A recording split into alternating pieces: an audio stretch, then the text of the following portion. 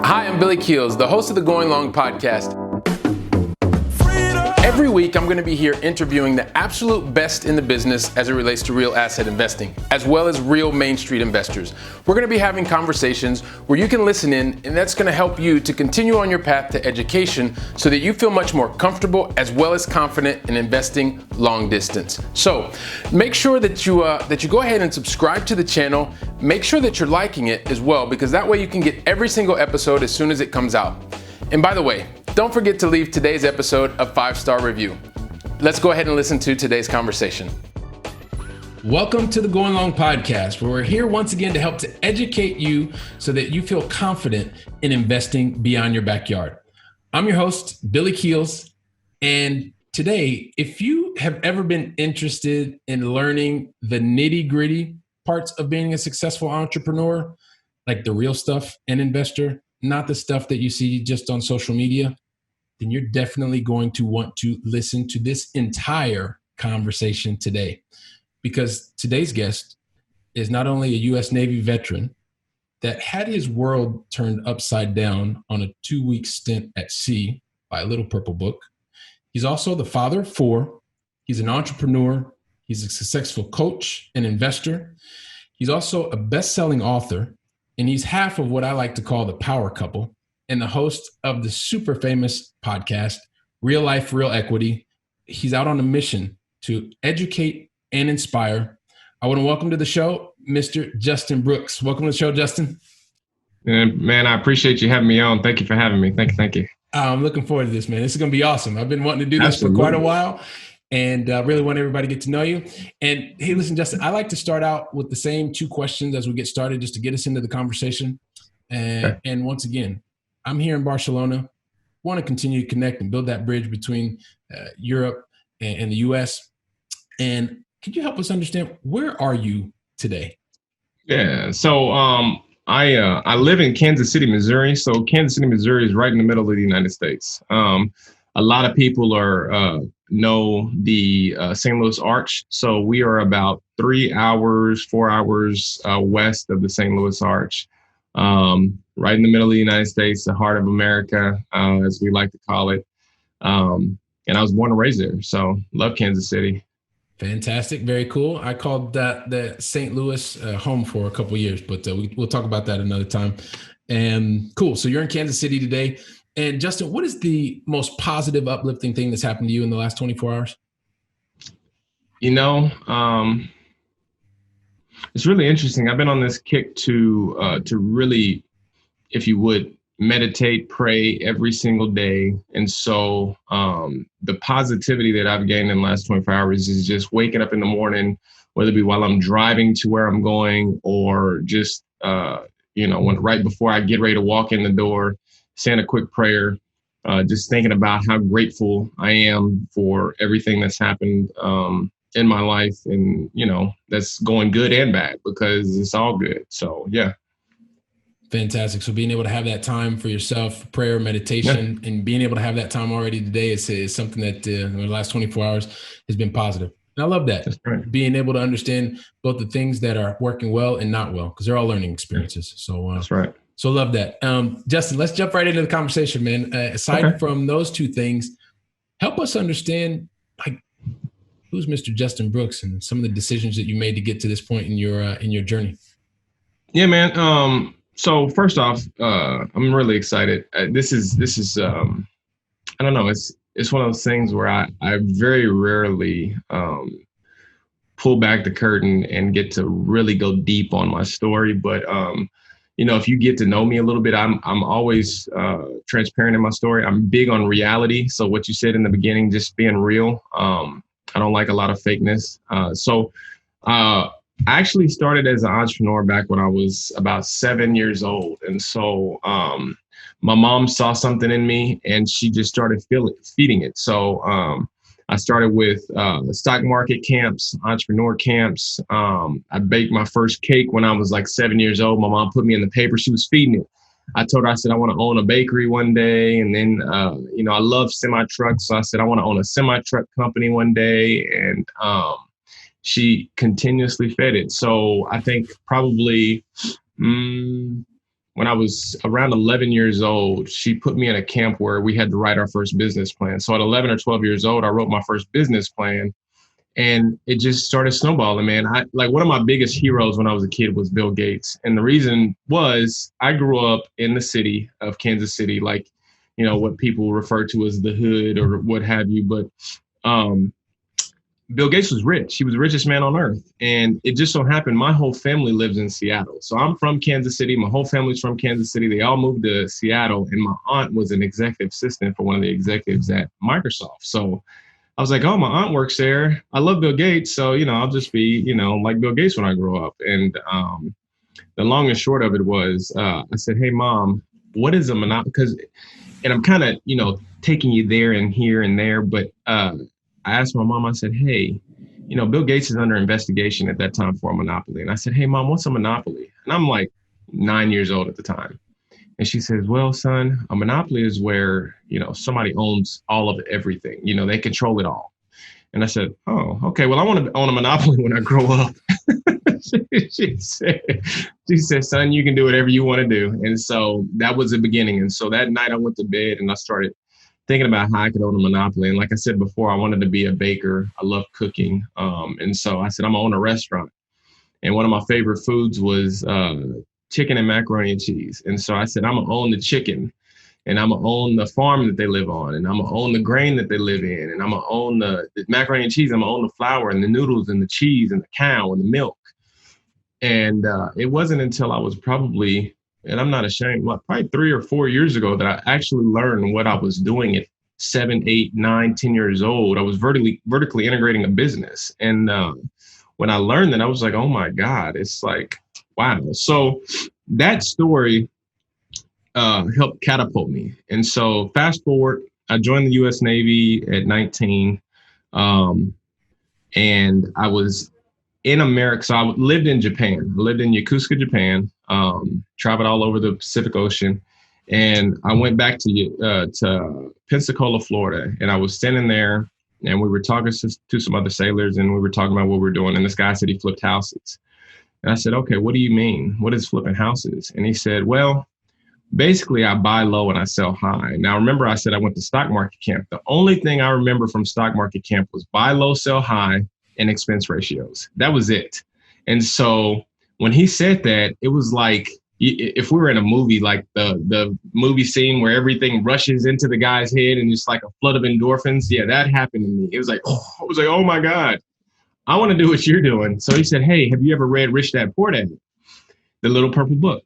And I said, no, but my mom tried to get me to read it a couple of years ago. And he said, well, man, you need to read that book. And then, if you got any questions, that book is going to be the game changer. So to wrap the story up, I went back to Japan about a week later, and I went to the Next, bought the book, went out to sea and read the book, and my life's been different ever since.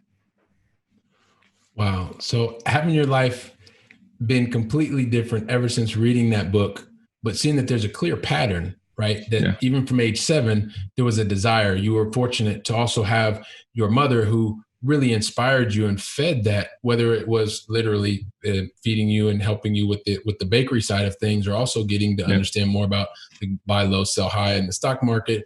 And as time went on, you're able to really be influenced by family members who were in Seattle, and you started understanding what is this whole thing about monopoly, and you wanting to monopolize a certain area. And since then you've been on this journey to continue to look for specific opportunities and solve problems so that you can go out and create more value. And I know that's something that's really important to you. And so I guess you started on this journey. You got the little purple book, and once you got that purple book, you had all the theory. How did you start putting what you learned in the book into practice? Yeah. So that's really interesting. So I made a decision. Once I read that book, I said, I was in the military. I was probably year 2.5, 3 in. And what you have to understand, I've always been extremely ambitious, extremely, extremely ambitious. When I went into the military, the first thing I said to the military recruiter was, because my brother went into the military first. And what he told me, he said, make sure you get a job that you can do when you get out, because he was an infantryman. Now, my brother went to Iraq and did all that stuff, but he understood the value of the training that you get when you're in. And so I said to the recruiter, I said, whatever you do, I want to be able to make sure that I can do something that pays me six figures when I get out. And the recruiter said, okay, be an air traffic controller. And I said, okay, well, an air traffic controller, that sounds great. So long story short, I went into the military to become an air traffic controller. About year 3 in, I loved the military. I loved the Navy, absolutely loved it. And I ended up having a kid. Now, I had made rank. I'm going to rewind just a minute. I had made rank. What normally takes a guy 5 years to do, I made in less than 2. I was extremely ambitious. And so I was a supervisor. E5 is what I did in less than 2 years. E5s at the time could retire from the military. So I could have never made another rank and retired. But I was ambitious. I went on a carrier. They transferred me to another carrier. If I had stayed on that carrier, I would be an officer today. Now, the reality is, once I found that little purple book, I realized that everything that I would have done in the military would have short-circuited what I wanted to do when I got out. And so at year 3, I said, okay, I think I'm going to get out of the military and I'm going to go be an air traffic controller. I'll be the air traffic controller who makes 150, 200 grand a year. And then I'll flip houses and buy rentals. And 2010 came, which is the year I got out of the military. The FAA was doing some weird stuff. They were hiring at one point with no experience if you just had a pink card, which I had. And then they changed it to you have to have a certain kind of experience. And they changed it to no experience. And then they changed it to go to school. And so they kept changing it. And I wasn't able to get a job with the FAA. And so I went to the railroad. So you asked, how did I actually put it into play? I went and got a job. I made 6 figures on my job, and then I made just below 6 figures on my job. Used that money, bought my first rental property, hit 6 figures, bought my second rental property, made probably another 30 grand off of that. And then I kept growing. And so I tested. I was big on testing. And like you said, I'm an A student too. So I'm big on like trying to figure out the deep nitty gritty details of the thing. And so my whole goal was, how do I get bigger and sustainable growth? Because like I said, I think like I want to own a monopoly. How do I not just know how to do what I want to do, but how do I actually grow it big enough to do it on a scalable level? And so I did pro formas. I learned numbers. I read 600 or 700 books in this time frame of 7 years, just constantly feeding my mind. And so that's what I did. I mean, it was intense. So you basically had the opportunity to take what you were learning. You then said, after that 2.5, 3 years in the Navy, and thank you for your service, by the way, sir. Greatly appreciated. And you then decided that it was time to go out, do some air traffic controlling, because you wanted to take the theoretical things that you were learning and be able to take that, earn your 6 figures. So you started doing that. And then from there, it was really then starting to put into practice the things that you'd seen in that little purple book. And so I want to clarify something. I did not become an air traffic controller. I had to pivot because the FAA didn't hire me. I went and became a rail traffic controller. I controlled trains. I was qualified to control planes, but they didn't let me because I was on the ship. Okay, so you pivoted there, and then you started realizing that you wanted to create something that was going to be sustainable, like something that you could grow over time. And that's where you got started in. And so then that was on buy and hold. Was that fixing and flipping? Buy and hold and fix and flip. Yeah. Okay.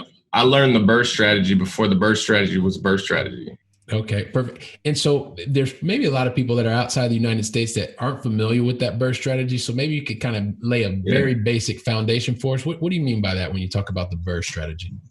Yeah, so it's called buy, rehab, rent, refi, and then repeat. So some people put an extra R on it, but basically you buy a house at, say, below the market value. So you buy it for 100 grand, it's worth 150. You put $20,000 into it to get it rent ready. Once you get it rent ready, you rent it out After you rent it out, then you take that loan to the bank, or that property to the bank. The bank then runs an appraisal. The appraisal's at, say, 150,000. They refinance you out. You get the majority or all of your basis out of the property, and you just repeat it. So it's a very sustainable strategy in the right market. You can get quick cash and long-term cash all at the same time. Okay, perfect. So you're creating that cash flow as well as you're creating a pile of cash so that you can go out and do more things. So thanks for clarifying that for us. So one of the things that you talked about before, so sustainable growth. And I know that there are some things that are really important to you in your business. And I just want to highlight three of the things that I know are really important. Maybe you could help to unpack a little bit of this. But for that sustainable growth, I know budgeting is something that's really important to you. I know lead gen and having very nice operating systems. Yeah. So maybe you could help us understand a little bit more as to why these are so important to you as you look to continue to grow sustainable businesses. Yeah. So one of the things that I was not taught when I was a kid was budgeting. I didn't learn anything about money. And so the first time I read the Purple Book, Robert Kiyosaki's information is, I would compare it to like the master's level class. And so I read the master's level class before I knew anything about the basics. And so I read his book, and then I turned around and read Dave Ramsey's book, which is like the elementary level class. That's the stuff, that's the basic fundamentals. But they're also very oil and water. So, one says don't use any debt. One says use good debt versus bad debt. And so I read both of them. I was kind of torn on who I should listen to most, but Dave Ramsey's was easier to understand. I knew Robert Kiyosaki's was more sophisticated. And so basically I took that information and I learned, and that's what propelled me to read so much. And I continued to read. I understood that Robert Kiyosaki, I have to work up to that, understanding financial statements. I got his coaching. I learned, what financial statements were, how to build them, what a real estate resume was, how to build one. I learned about how to go and pitch banks. We talk about lead gen. I learned about lead generation. I took probably a year and a half and learned nothing but sales and marketing for a year and a half, understanding about lead generation, how to create systems, processes. I'm very systems oriented. I believe everything has the potential to have a system in place, even if it's like on the job training. That's a system. How do you do that system duplicatable over and over and over again? And so I run into this kind of opposition sometimes where it's like, hey, you can't make that into a system. And my mind goes to, why not? I don't understand. So I'm big on that. And it's really the core fundamentals of business. Not like lead generation is just one part of the marketing and sales process. So I'm big on the marketing and sales process. I'm big on the money, the budgeting, because budgeting creates revenue. Revenue then budgeted correctly creates profit. Fantastic. And this is great. This is one of those like quick master classes just to realize, understand some of the important different areas when you are building a business. Because at the end of the day, when you are involved in real estate, that you are really going out to create a business that, that's right. One of the tools or one of the areas that is being used is real estate to provide value for others. So, so I know that, if you maybe give us a little bit of an overview of kind of where within the real estate entrepreneurship area do you like to play, or where do you focus you and your team? I want to highlight what you just said, and then dive into exactly what it is I do. You said real estate is a business. It is a business. A lot of people treat it as a hustle. Some people treat it as an investment alone. It's a business. And when I first got started, I used to go to this entrepreneurship group in Kansas City. And I was the only guy in there that didn't have a quote unquote business, a startup. I didn't have the traditional brick and mortar, but every house I bought, I treated as a business, because you have a certain level of top line revenue, you have expenses, and then you create NOI, or net operating income. And then after your net operating income, you have a level of debt service. And after your debt service, you get cash flow, same as a business. And so if you figure out the principles on this one tiny house, I had a 3-bedroom, 1-bath house. if you figure out the principles on that 3-bedroom, 1-bath house, you can take those principles and move them into a regular business, and you have the same structure. The terms may be a little different, but you have the same structure. So to segue into what I do now, I am big on development. So real estate development, specifically though, not just any real estate development, social economic impact. I told you in the beginning, I was born in the city. And so I have an affinity towards helping people who maybe don't know exactly what they don't know. And so I'm a big investor on social economic impact. What that means is anything that will help somebody level up. So creating workforce housing, creating affordable housing. And I don't mean like Section 8, just Section 8. I mean housing that the government is already looking to create. They just don't have the capability to create themselves. So they look at P3, public-private partnerships to create those economic impact. So creating jobs. And I don't mean like low minimum wage jobs. I mean, jobs where in Kansas City, the minimum wage, I think, is $7.50. You're doubling the minimum wage, tripling the minimum wage. How can you create those levels of jobs? Because those become springboards to change communities. And so I'm big on those type of projects.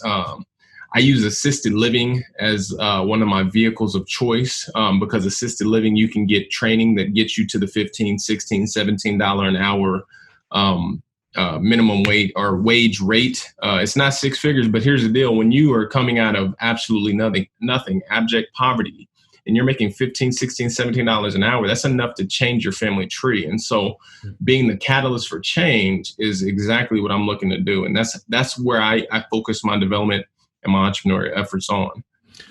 And so it's fundamental, right? The social economic impact is really what you're looking to do, and how you want to drive value is really by being able to go out and be in the element for change. And I think that's absolutely powerful. You talked about being able to help go out, not just to raise wages, but to actually create new environments, create new job opportunities.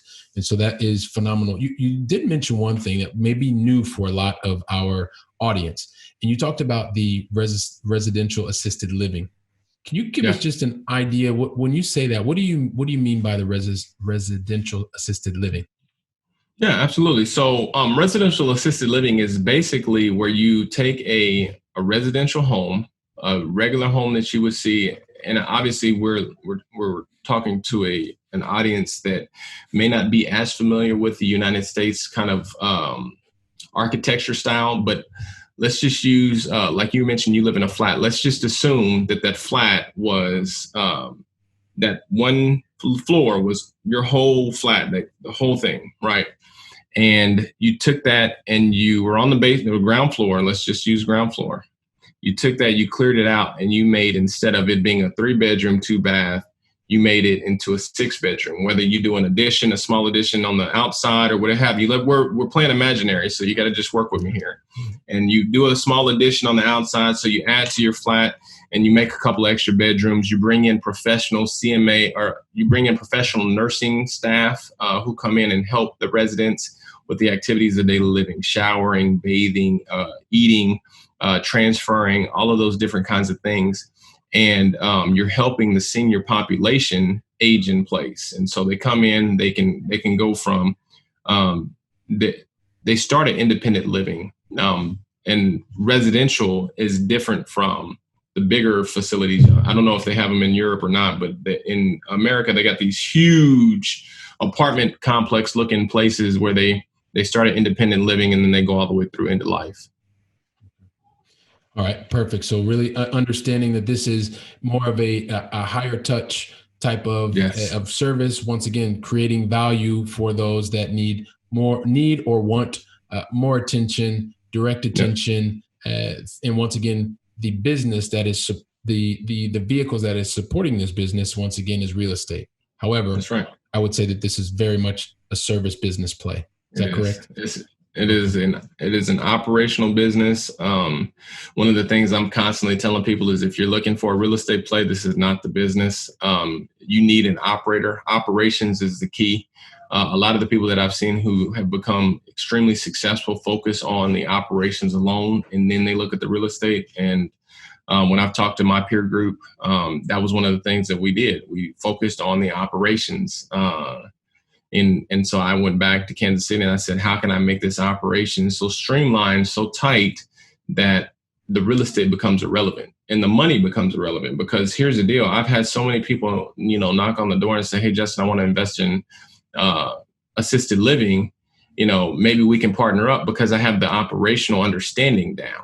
It's easy to get the real estate. It's really difficult to get the operational understanding down.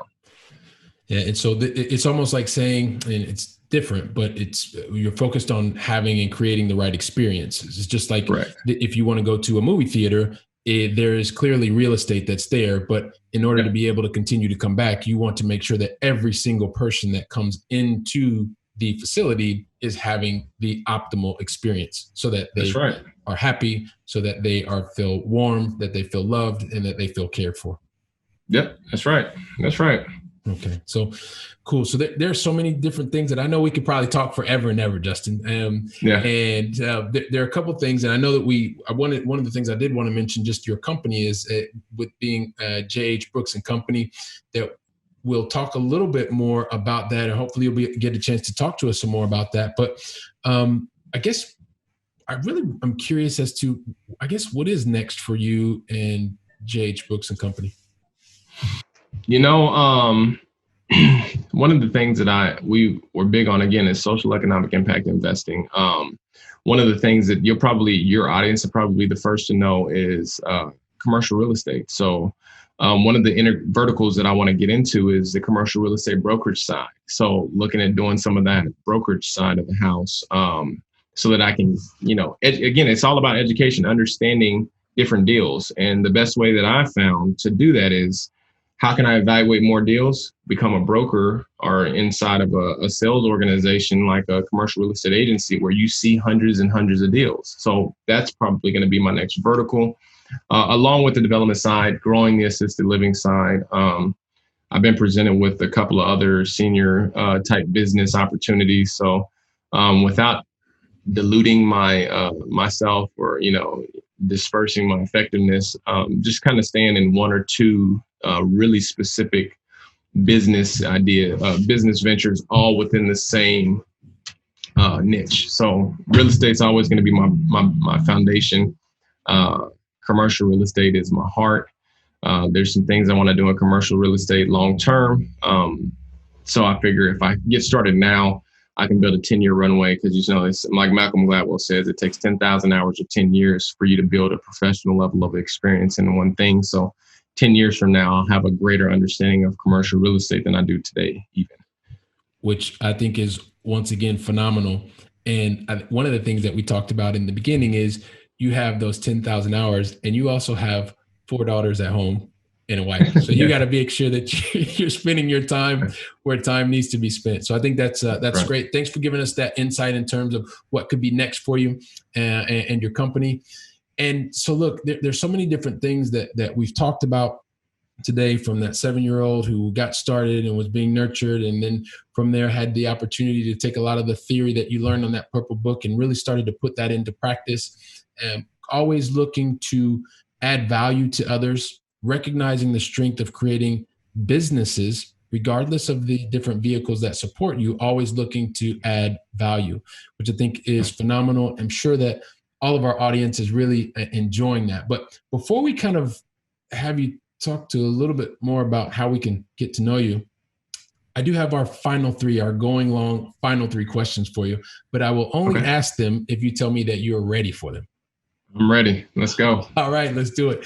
Perfect. So the very first question, Justin, knowing that I'm in Barcelona and connecting with people all around the world, I would love to know, what is your favorite European city that you've either visited yourself or still on your bucket list to visit?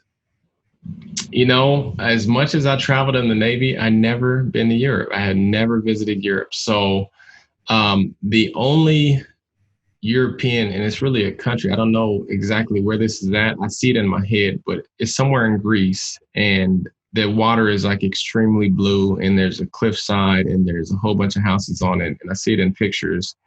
That's when I think about going to Europe, I want to see that water.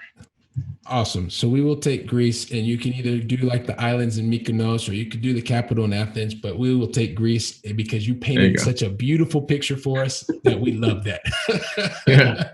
Especially once we can start moving again, that will be awesome. Yeah.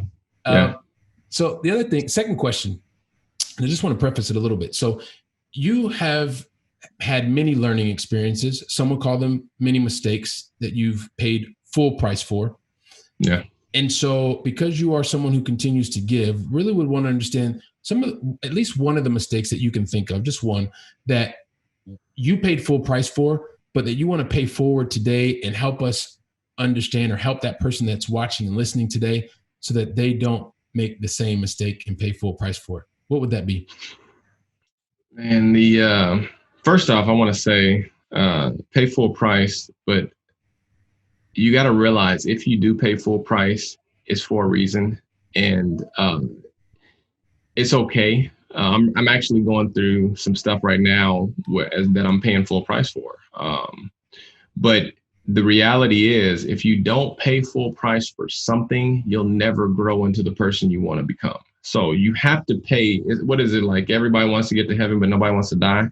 That's the kind of mindset that I think of. Okay, I'm going to go through some stuff, but I'm going to get to where I want to go anyway. The point that I'm going to make, though, is when you get into real estate, when you get into business, everybody that I have ever talked to, Dave Ramsey used to say, the only ship that doesn't sail is a partnership. I don't necessarily agree with that. Now, I will say, though, a partnership is like a marriage.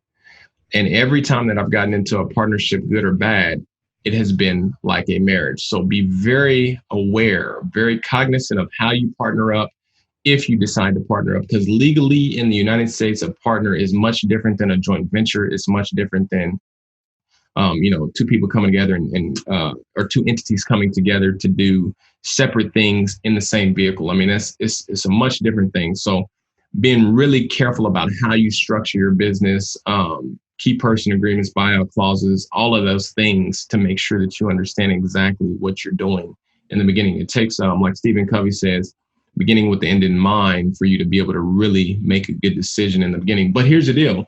If you don't partner with anybody, you'll never know what you don't know. And so it's kind of that chicken and the egg thing. Okay, awesome. So it sounds like, look, don't be afraid to pay full price. At a certain point, things are going to have to happen. And you've also given us some things to be aware of when you start to look at different partnerships. So thank you for that. And then the third question, the last question. I know you love to read. You talked about all the different books that you read. What is a book that you would recommend to someone today that's on their path? If you're getting started, I highly recommend How to Win Funds and How to Win Friends and Influence People.